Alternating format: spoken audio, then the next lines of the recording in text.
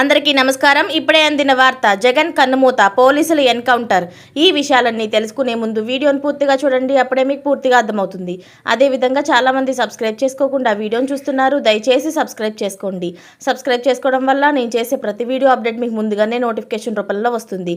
అదేవిధంగా లైక్ చేయడం మర్చిపోతున్నారు. దయచేసి లైక్ చేయండి. లైక్ చేయడం వల్ల ఇటువంటి ఇంపార్టెంట్ ఇన్ఫర్మేషన్ చాలామందికి రీచ్ చేసిన వాళ్ళు అవుతాం. ఇక లేట్ చేయకుండా వీడియోలోకి వెళ్ళిపోదాం.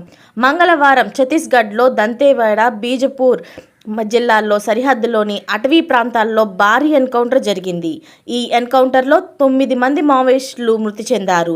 దంతేవాడ జిల్లా లోహాగావ్ ఉరన్గోయల్ అడవుల్లో ఆండ్రీ గ్రామం వద్ద 40 మంది మావోయిస్టులు ఉన్నట్లు సమాచారం అందడంతో సిఆర్పిఎఫ్ అలాగే డిఆర్జీ దళాలు జవాన్లు కూంబింగ్ చేపట్టారు. ఆ తరువాత ఇరు వర్గాల మధ్య ఎదురుకాల్పులు దాదాపు 3 గంటల పాటు సాగాయి.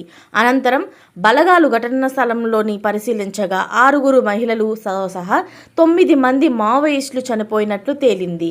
అయితే ఈ ఎన్కౌంటర్లో మావోయిస్టులు అగ్రనేత అయిన జగన్ మరణించారని ఛత్తీస్గఢ్ ప్రభుత్వం ధృవీకరించింది. కేంద్ర కమిటీ సభ్యుడిగా వ్యవహరిస్తున్న మాచర్ల ఏసేబు అలియాస్ జగన్ అలియాస్ రణదేవ్ దాదాపై సుమారు 25 లక్షల రివార్డు ఉంది. మావోయిస్టుల మీడియా కార్యదర్శిగా ఉన్న జగన్ పత్రికా ప్రకటనలన్నీ ఆయన పేరు మీదనే విడుదలయ్యేవి. ఆయన స్వస్థలం హనుమకొండ జిల్లా కాజీపేట మండలం టేకులగూడెం.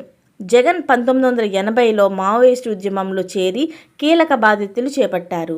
అయితే ఈయన మరణించినట్లు కదా కేంద్ర ప్రభుత్వం అయితే ధృవీకరించింది. ఇలాంటి లేటెస్ట్ అప్డేట్స్ అన్నీ మీరు ముందుగానే పొందాలి అనుకుంటే ఛానల్ని సబ్స్క్రైబ్ చేసుకోండి. అలాగే పక్కనే ఉన్న గంట సింబల్ని క్లిక్ చేయడం మర్చిపోకండి. Thanks for watching friends.